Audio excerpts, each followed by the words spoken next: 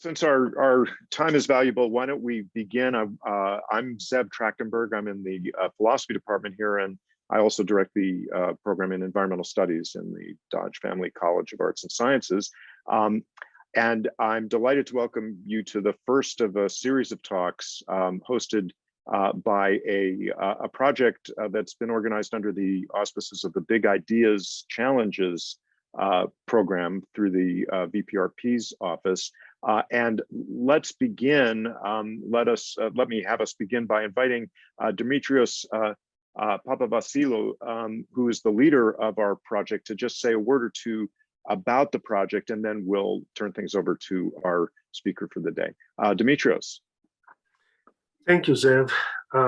Yes, I'm a faculty member in chemical engineering at OU, but I'm also the lead PI for one of the Big Idea Challenge projects that were initiated earlier this year by the VPRP's office at the University of Oklahoma. And our project is called CHEPS the acronym is CHEPS, but it is about clean production of hydrogen without producing CO2 or any other carbon emissions. And the project is about using natural gas or methane to produce hydrogen without producing CO2 with processes that are based on catalytic reactions. But part of the CHEPS initiative and our Big Idea Challenge project is to engage the community, to invite people from OU and people from outside of OU to give some talks, about and webinars about the use of clean energy and the use of hydrogen as clean energy. And we're very happy to have as our first speaker from OU, Professor Lifset, and I will go back to Zev for introducing our speaker today. And thank you all very much for participating. Thank you. Thanks, Dimitrios. Let me just say a word about how we'll proceed here. To follow the webinar format, where we don't have some of the normal features of Zoom activated, but if you have questions for Bob as the talk goes along, you can use the Q&A feature, which is down at the bottom of your screen. On my screen, it's all the way to the right.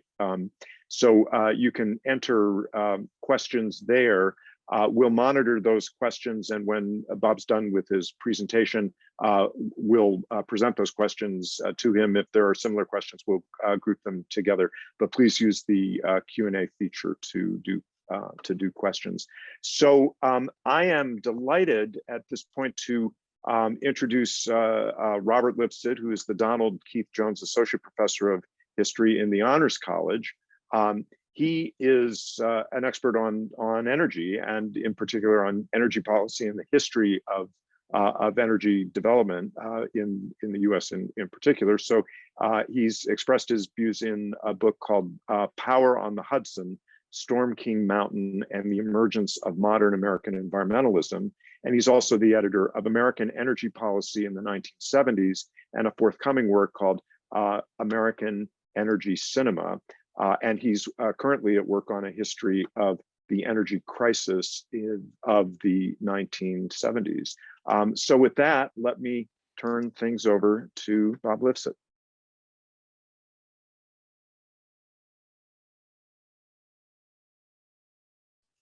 And you're muted, Bob. So.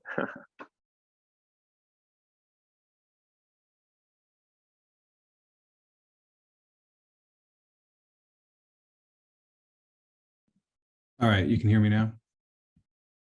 All right, I'm going to share my screen. I'll try this again. And let's see. All right, is that looking good? Yeah, that's great. Thank you.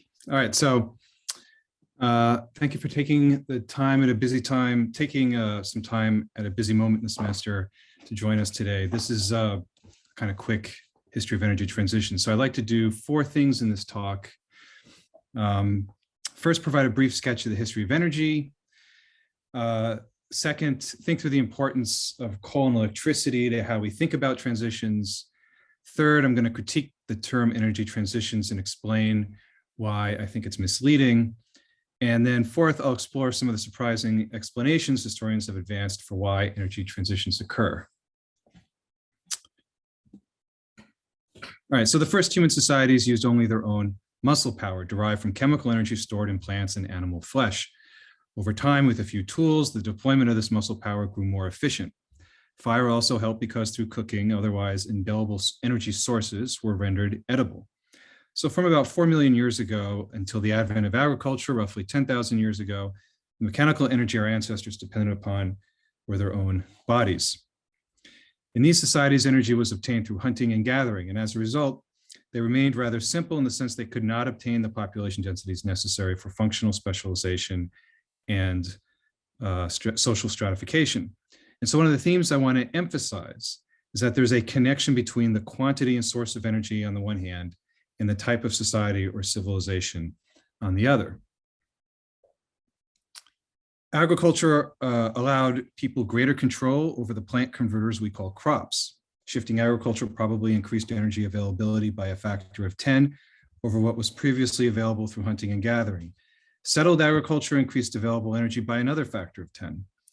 And so as big animals were domesticated, people acquired more muscle power in more concentrated forms. Oxen for haulage and horses or camels for transport mark great improvements. Oxen could plow heavy soils, opening up new food possibilities, which in turn allowed for more people and more oxen in a positive feedback loop.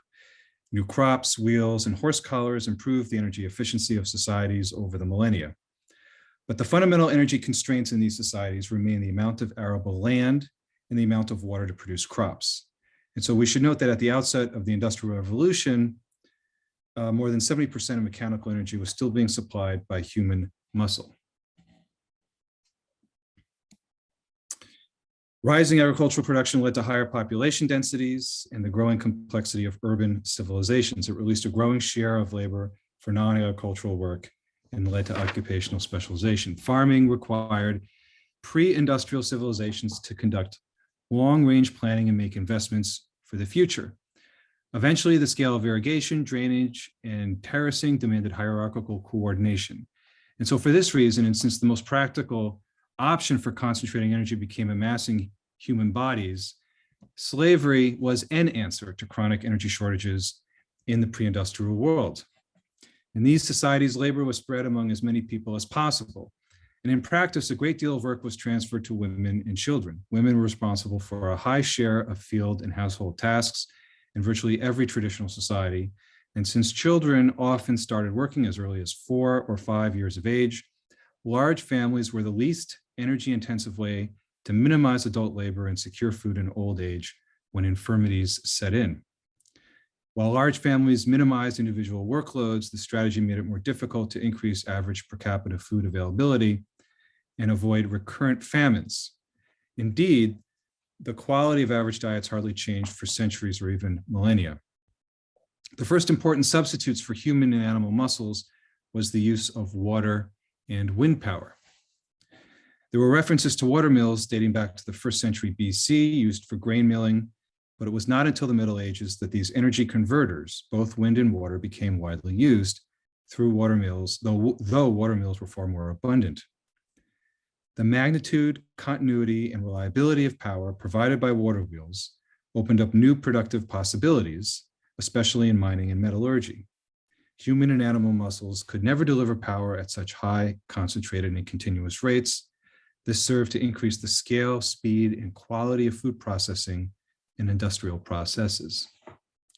But it took some time for water wheels to reach capacities that surpassed the power of large harnessed animal teams.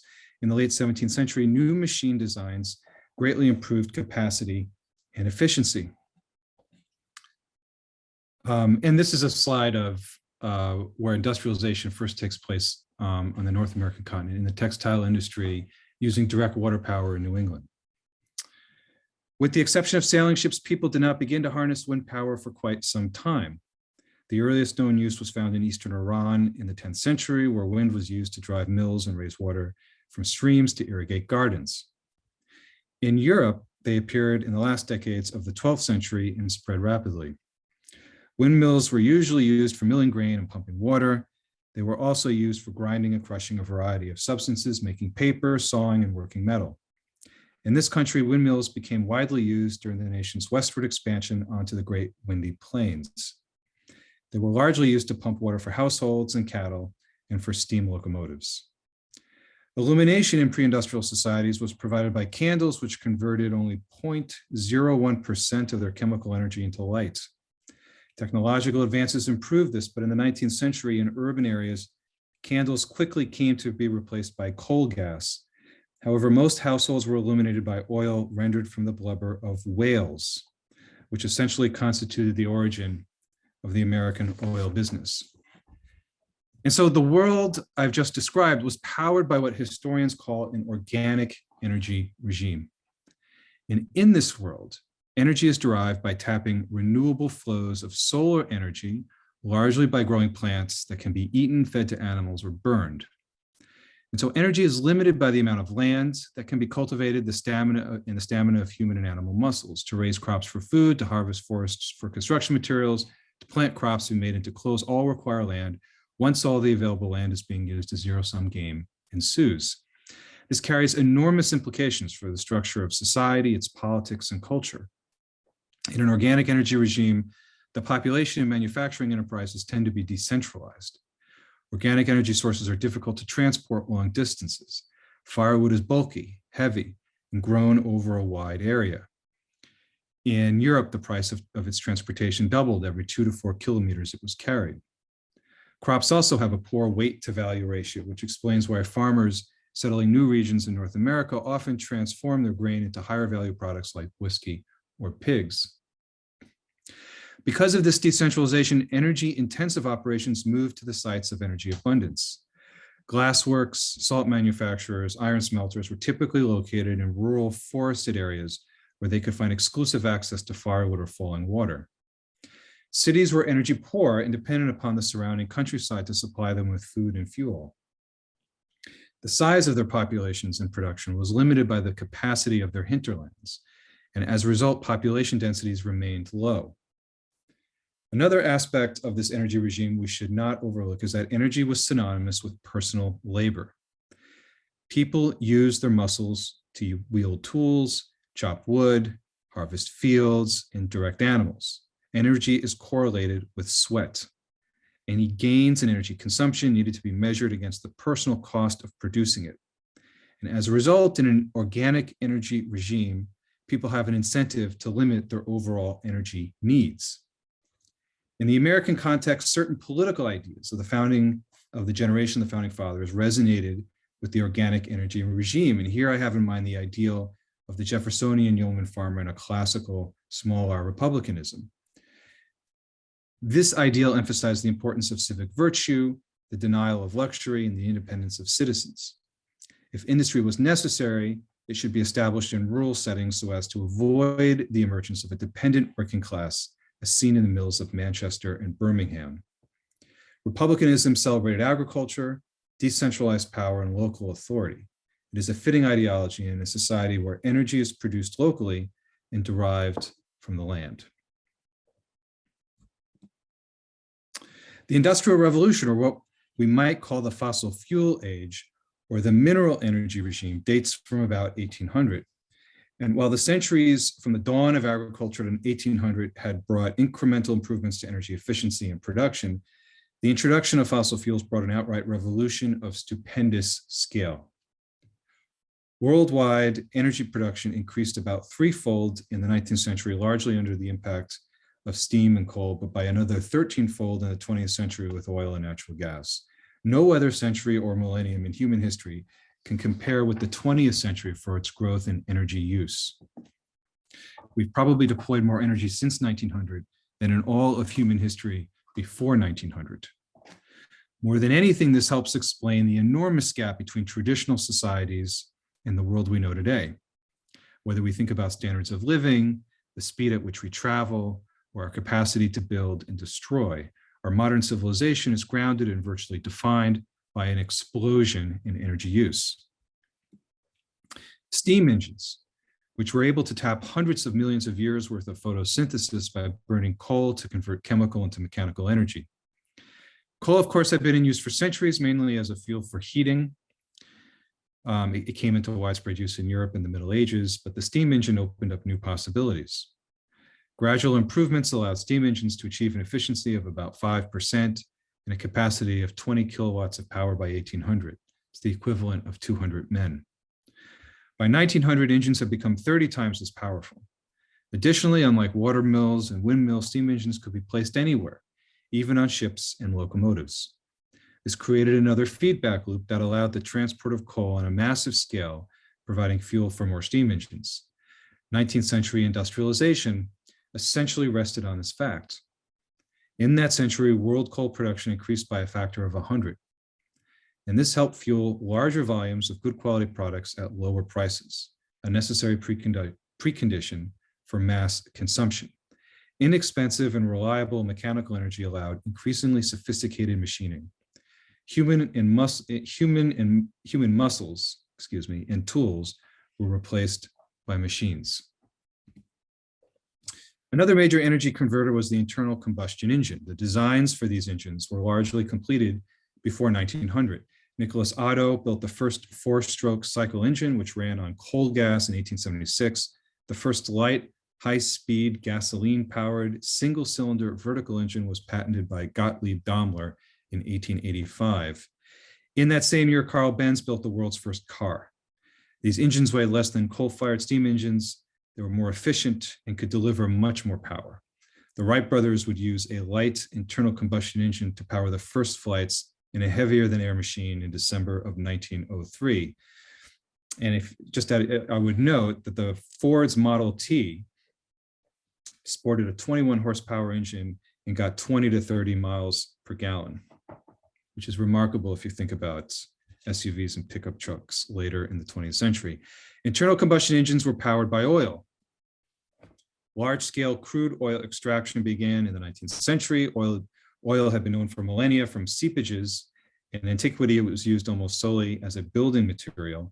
Abraham Gessner first distilled kerosene from petroleum in 1853, and the fuel soon replaced whale and coal oil in lamps.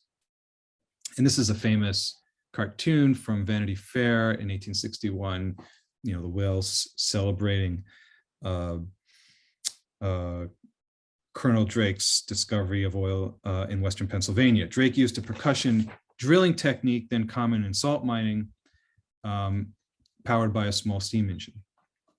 The American oil industry traveled west, with the nation expanding to Ohio in the 1890s, then Kansas, Texas, Oklahoma, California, the first decade of the 20th century.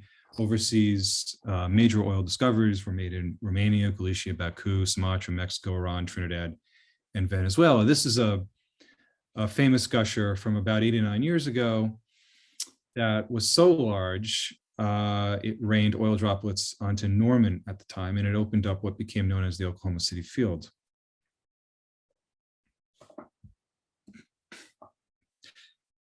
Internal combustion engines did not completely spell the end of steam engines, for as the 19th century came to a close, technical advances made steam turbine rotating generators the method of choice for generating electricity.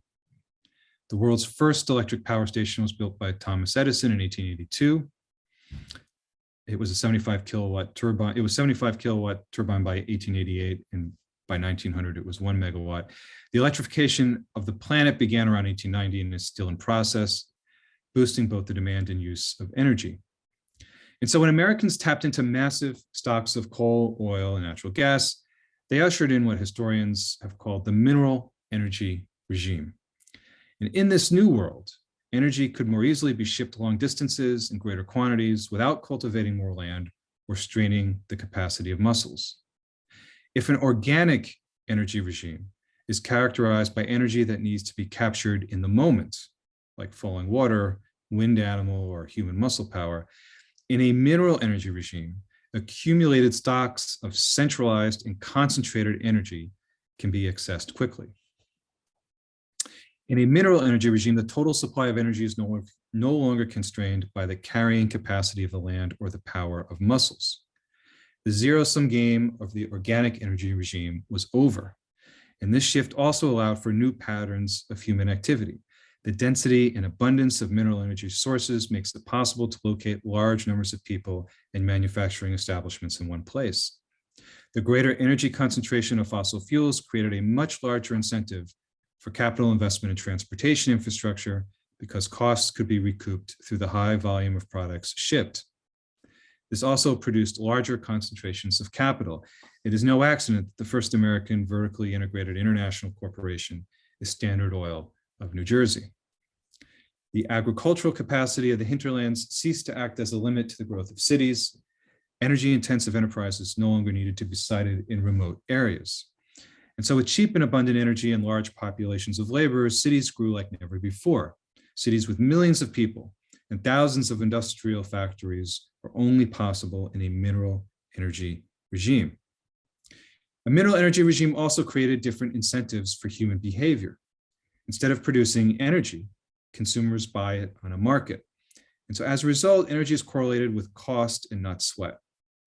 Since investments in large infrastructure systems render fossil fuels and electricity progressively cheaper through economies of scale, low costs have encouraged energy users to increase their energy consumption.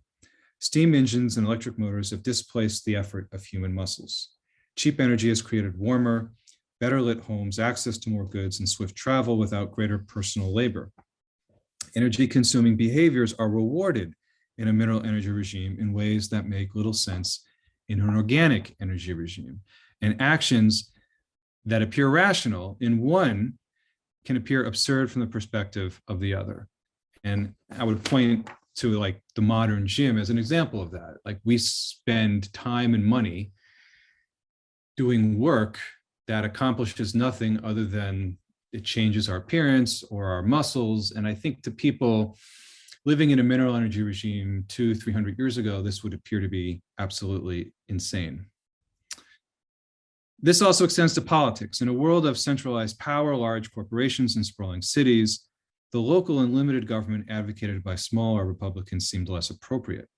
Many of the reforms of the Progressive Era and the New Deal in the 20th century involved empowering the federal government to play a more active role in regulating the economy and society in the public interest.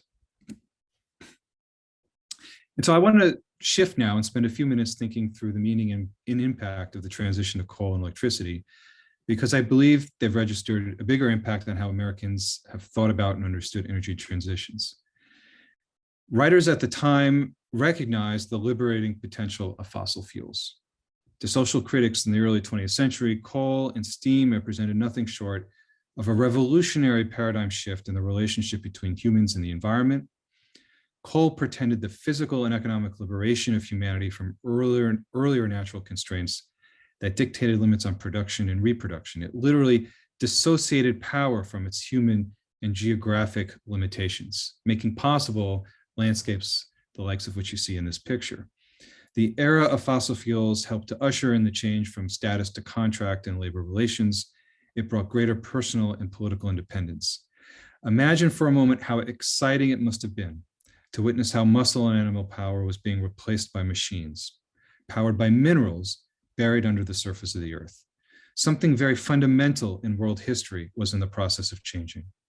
By drawing upon an abundance of stored up energy in the form of fossil fuels, there'd be a new birth of freedom in the world, an end to physical drudgery, and a chance to expand and democratize leisure, spreading the benefits of civilization more widely. Indeed, there were coal advocates who were motivated and inspired by the idea that the widespread adoption of coal would end human drudgery and usher in a utopia. And so it was recognized at the time that coal also had exponentially expanded the wealth of society. We know today there was a long economic expansion dating back to the early 19th century. In the 20th century, the world economy grew by a factor of 14. And this speaks to a second impact, which was a significant population increase. Inexpensive fossil fuels and electricity made possible the mass production of synthetic fertilizers. And these fertilizers removed traditional constraints on crop yields. Between 1900 and 1990, the world's cultivated land grew by a third, but its crop yield rose sixfold. And this has helped to make possible a tremendous expansion in human population, which has increased by a factor of 6 over the past 2 centuries.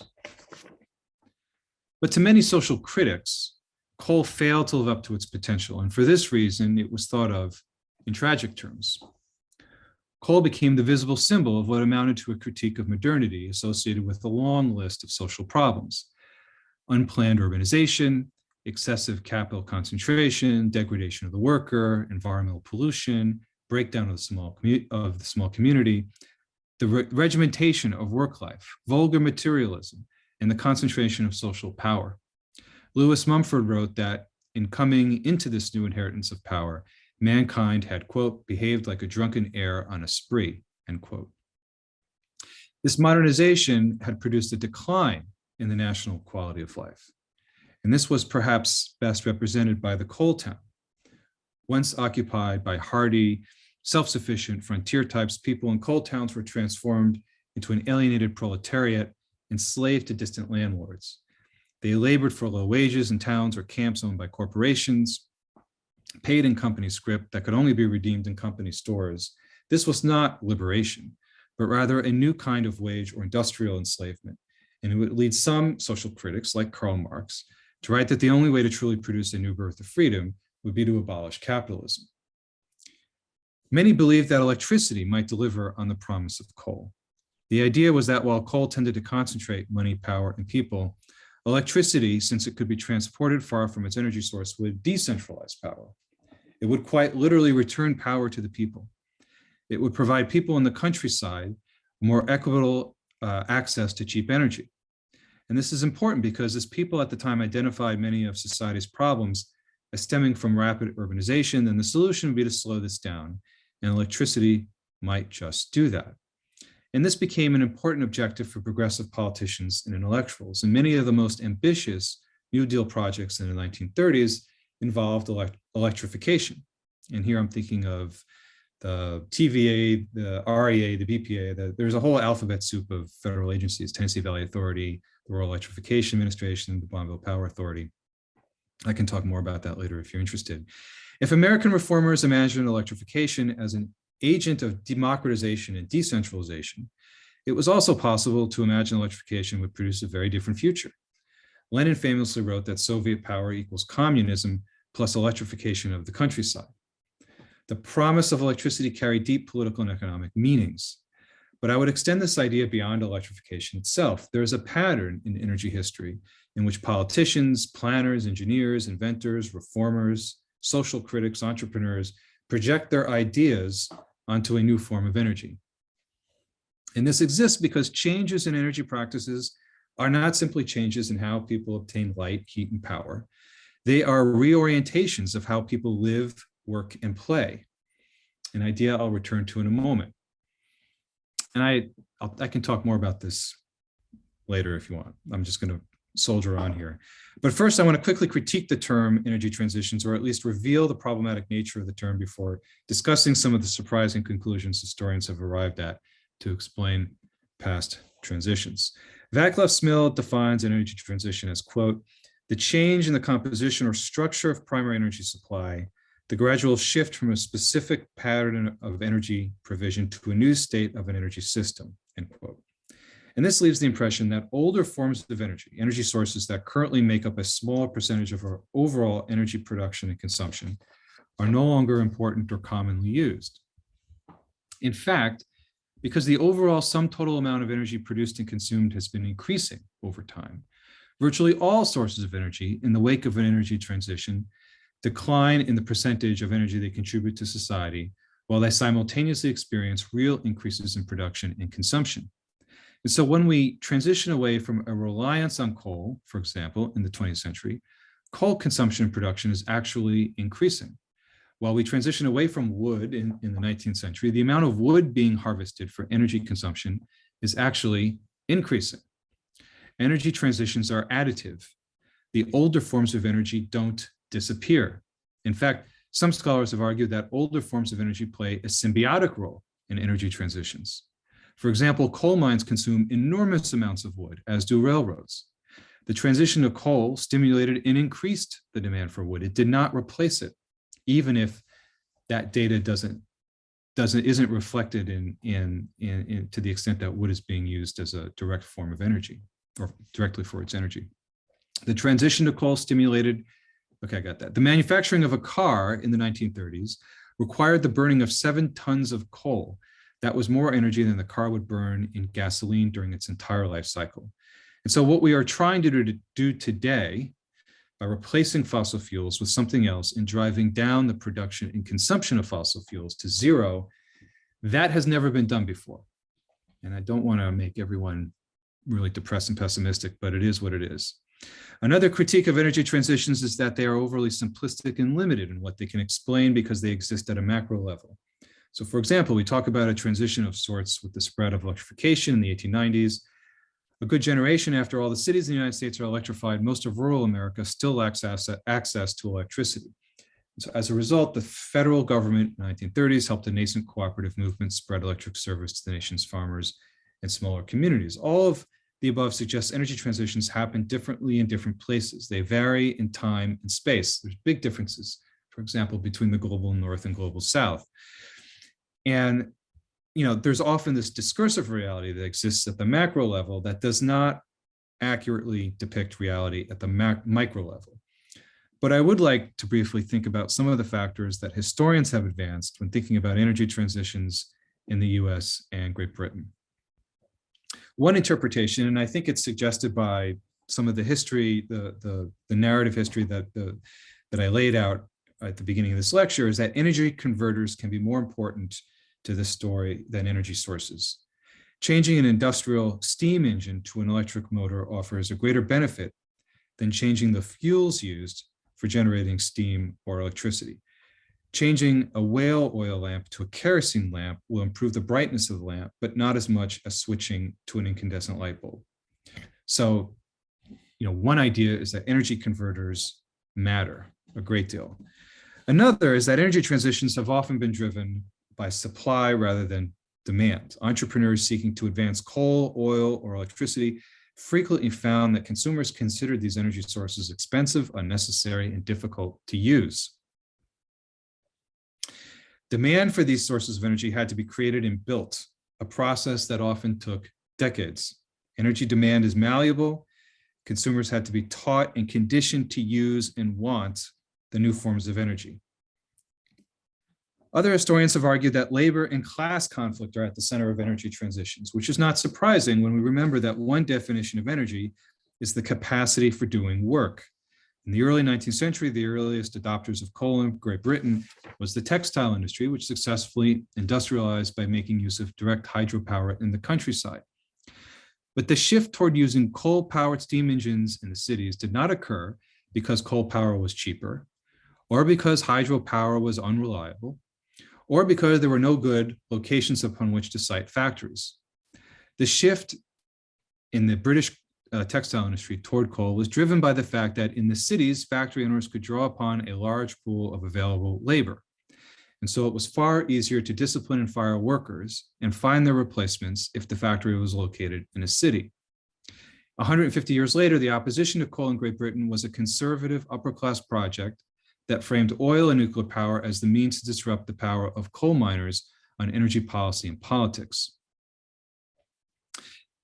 It is conventional wisdom to think that energy transitions result directly from advances in production, the discovery of new coal seams or oil reserves, or the invention of technologies like electrical generators or photovoltaic cells. But how does this energy get to consumers? Infrastructure matters.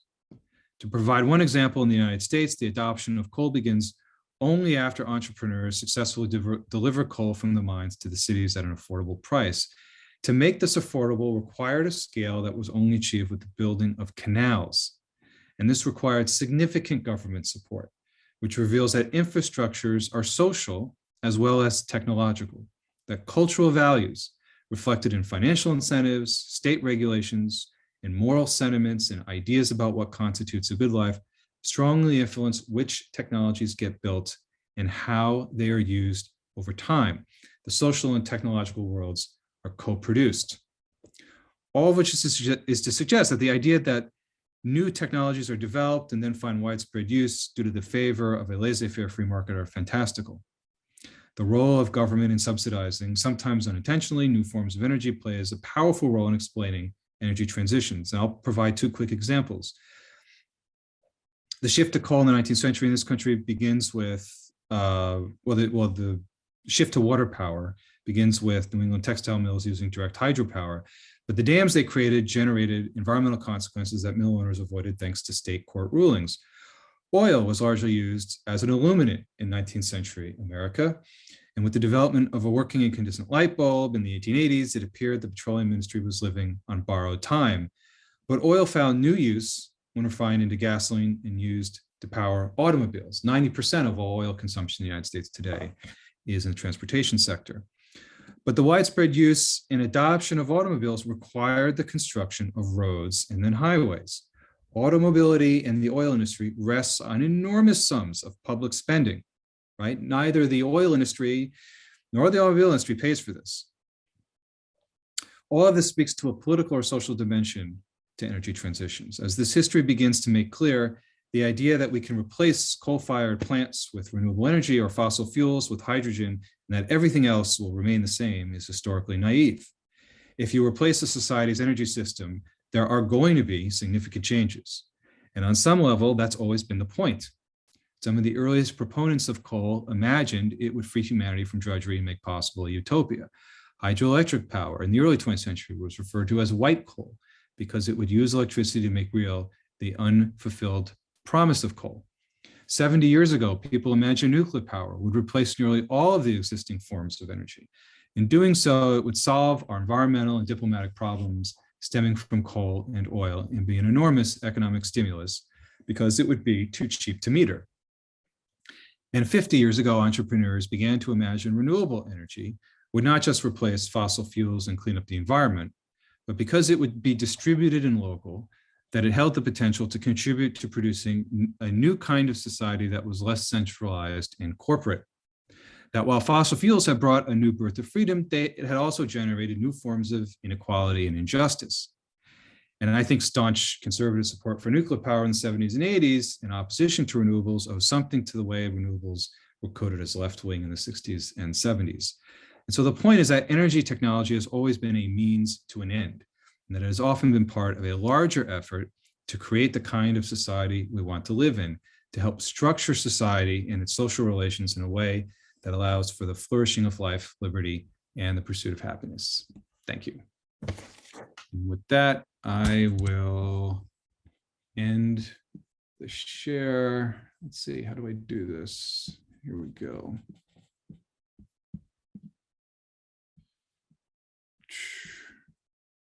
All right.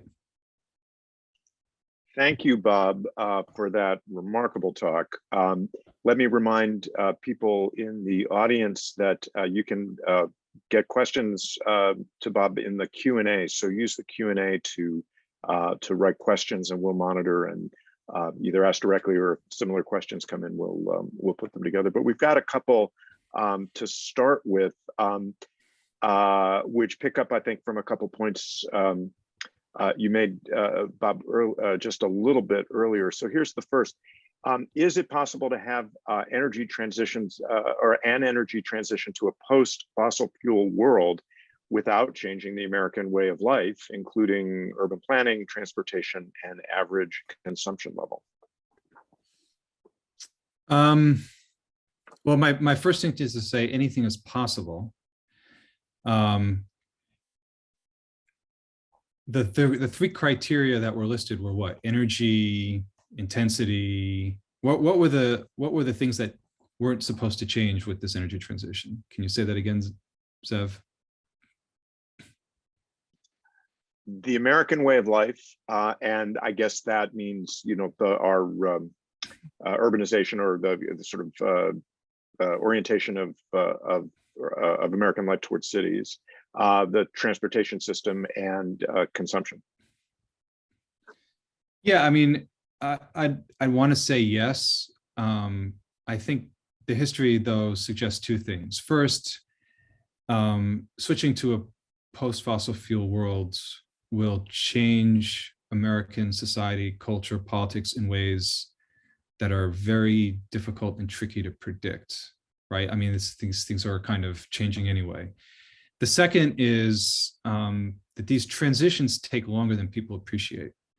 So, I mean, if we go back to one of those slides, the world energy slide, maybe I should share this really quickly.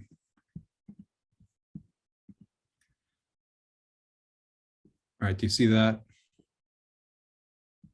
Yeah. So, you know, we're, you know, on a global level, and the United States is experience is not that different from this global perspective because we use and consume so much energy. You know, coal overtakes biomass only around the beginning of the 20th century, right? In other words, like these this idea that you're going to have a major energy transition in 15 years or 20 years or 30 years is a little, is just not supported by, it would be something that would be new in human history. These things take a very long period of time. I mean, oil surpasses coal only in the 1960s. So there's a longer time horizon than I think people anticipate. So even if we were to really get after it and significantly incentivize renewables and try to push fossil fuels out of the mix, there's still likely to be significant fossil fuel use decades from now, and it's quite possible that, you know, they'll never be pushed out of the mix, right? That you'll need some kind of carbon sequestration. But as for like, but I think, yeah, I mean, I think it is possible. I don't think the transition is going to necessitate some kind of return to organic energy regime levels of energy consumption, or ways of living. And I don't think that would be, I think people would rather live on a planet that burns itself up than accept that. I don't think that would happen. All right. Thank you. I guess, Bob, you can see the Q&A, but why don't I just read the first question that came in? How differently do you think energy transition affects developed and developing countries? That's a great question. I don't know that I have a great answer to it. Transitions. I think it's possible to see energy transitions happen quicker in developed countries. Well, I mean, I think significant amounts of capital and you know, scientific expertise kind of thrown into a situation can speed things up. You can skip over stages that developed countries experienced. I don't know. I mean, my focus has been primarily on the US and on the very recent past. And so this lecture was taking me in directions I'm not, I haven't commonly moved in. Why don't we move to the next one? Okay. I'm sorry about that. So historically, how quickly have policies or laws adjusted in the past to respond to new energy sources or distribution mechanisms? Distributed energy production is promising, but there are many laws and policies that currently make it difficult to enact for individual entities. And perhaps, I don't know if the questioner has this in mind, but something like reverse metering schemes, which are, you know, kind of unevenly implemented, might be an example of that. Yeah, it's, you know, I mean, it's going to be different in different locations. I mean, the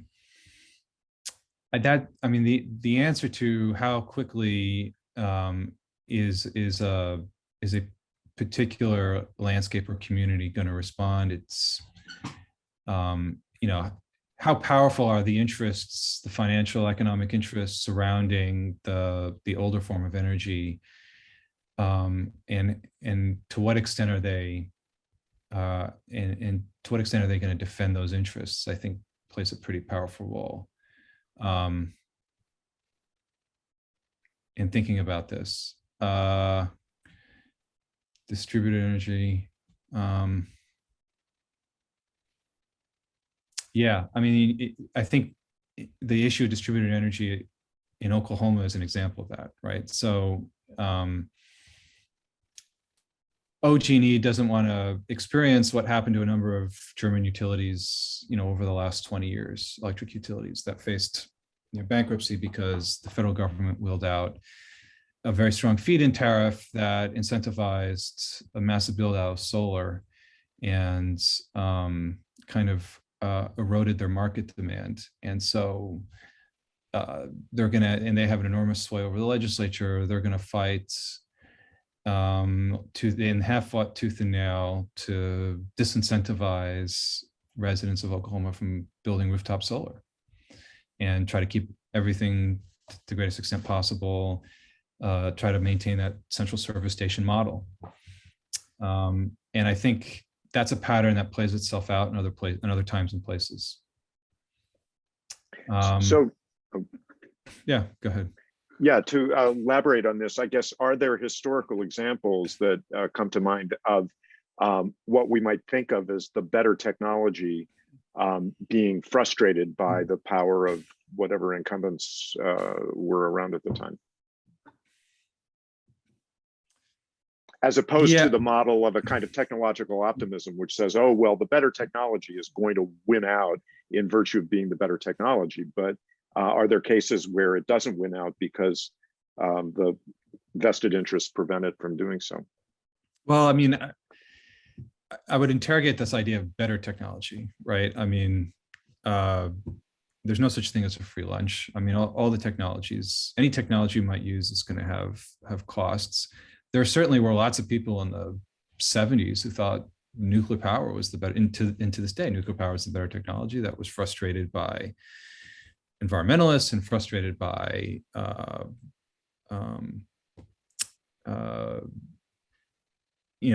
I don't know if it was other energy industry, other corners of the energy industry that successfully frustrated nuclear power. But as so much as it was a lack of public acceptance in the fact that costs escalated beyond the control of the nuclear vendors and the utility companies trying to build these things. You can make an argument that the 70s represented a sort of path not taken when it comes to renewables, right? That we've seen this important expansion of wind power beginning in the late 90s and of solar in this country beginning 10, 15 years ago. But there's an argument to be made that could have happened a generation earlier, and that if the right incentives were in place and more money thrown into R&D. I mean, most of the R&D money in the 70s went towards nuclear power. Solar and renewables got breadcrumbs. If there had been a commitment, and I think there's a perception that there was something of a commitment because Carter put solar panels on the roof of the White House, and that's kind of misleading. I mean, if there was a greater commitment to solar and wind in the 60s and 70s, that we could have been, much, much further along than we are in terms of the penetration of renewables in the fuel mix for how we generate electricity in this country. But I mean, these are all sort of historical counterfactuals. Why don't we move to the next question? Okay. So I'll go ahead and read it. Looks like most energy transitions so far have been motivated by economic or technological improvements. Now, climate change could, in principle, put us in a never before seen catastrophic situation. Would a global catastrophe, which scientists predict, change the rate of the required energy transition?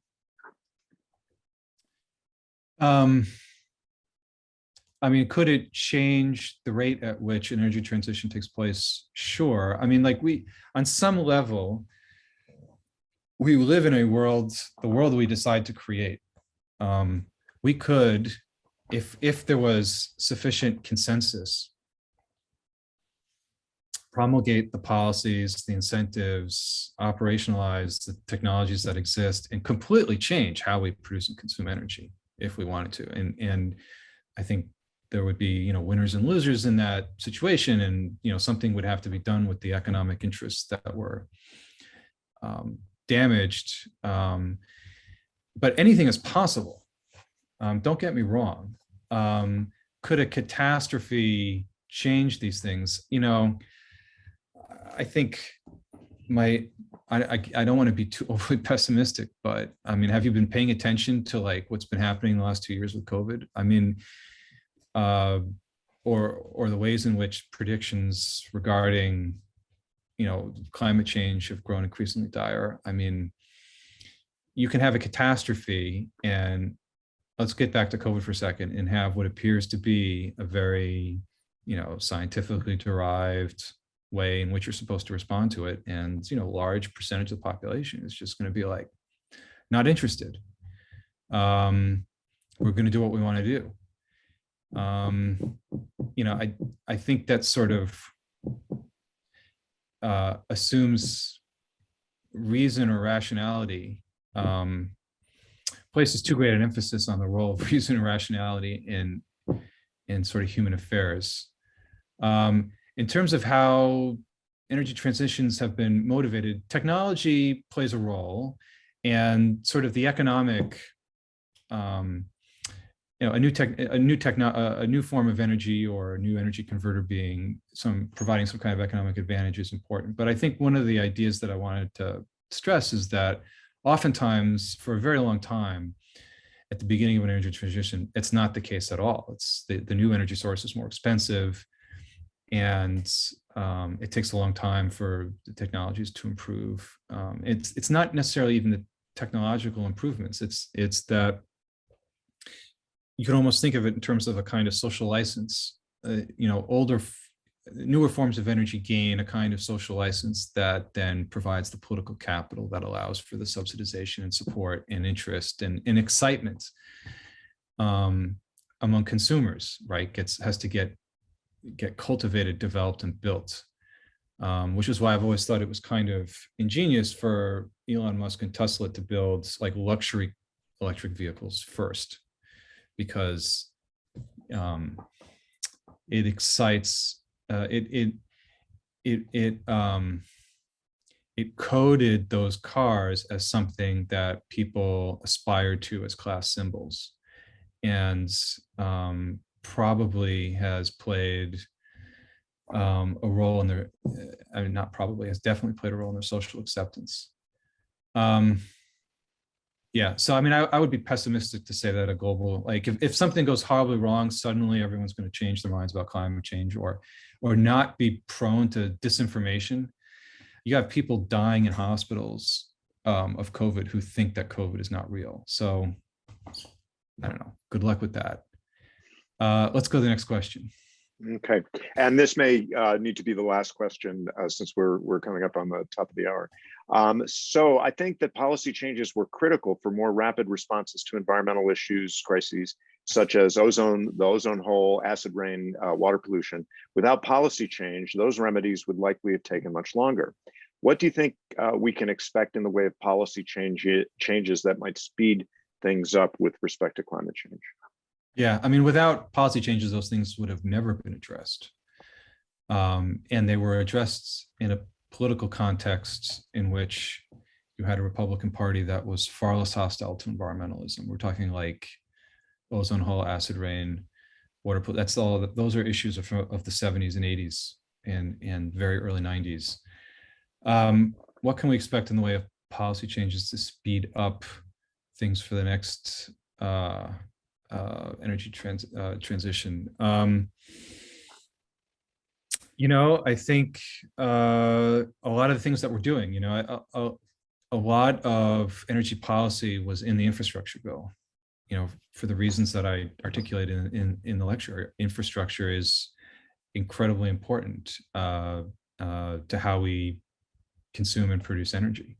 So if we're going to decarbonize society, that means expanding electrification, and then resting that electrification on non-fossil fuel sources of energy. And so, all the policies are there. I mean, and have been there for 20 years. A tax on carbon, or a trading emission, or a trading scheme, stronger pollution laws, treating CO2 as a form of pollution under the Clean Air Act, it looks like the federal government is going to subsidize the building of electric generating stations for automobiles, pushing oil out of transportation through electric cars, through electrification of transportation. I mean, there isn't like any policy innovation that's required. It's the problem isn't policy, it's politics. It's building a consensus to surrounding or supporting these measures. And because we live in a country that has two parties, and because one of those parties is against doing anything related to climate change, it's been very difficult in this country. And you've seen this kind of massive seesaw especially in energy and environmental policy between Democratic and Republican administrations. That also exists on a couple of other issues, but I mean, we are at the energy and environmental issues are at the very center of that wild shift you get between one administration and another. I mean, not all policies kind of shift wildly from one administration to another, but environmental and energy issues absolutely do. And that has something to do with also, I think, going back to kind of vested economic interest, the role that in the historic relationship between the oil and gas industry and the Republican Party. And so I think the problem that faces climate policy in the United States today is political. Okay. Well, are there any last questions? We've got 2 minutes left, I think. Are there any last questions from the floor? Here's one that's entirely speculative, and it seems as if you set up a kind of two broad eras of energy use, the organic era and the mineral era. Is there another one, either on the horizon or not yet envisioned? Yeah, I mean, if there is a successful transition away from a reliance on mineral energy, and I think we'll still be using some amount of coal, oil, and natural gas 100 years from now. I don't think it's going to entirely go away. Then we will enter some new energy regime that we won't call the mineral energy regime. We'll call it something else,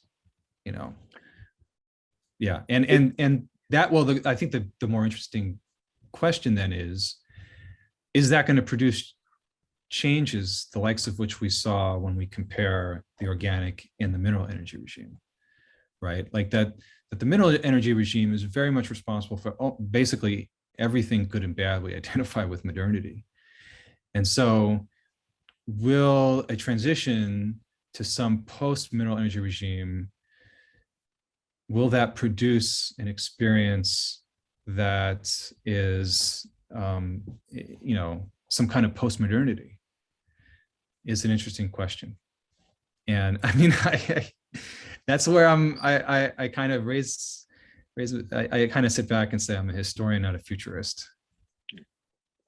Well, that's a spectacular question to leave us all rubbing our chins and pondering as we conclude. And let me, on behalf of the audience and on behalf of the CHEPS team, let me say thank you very much to our colleague Bob Lipstidt, and stay tuned. We'll be hosting more of these in the next semester, and we'll be getting the word out to you as they come up. So thanks.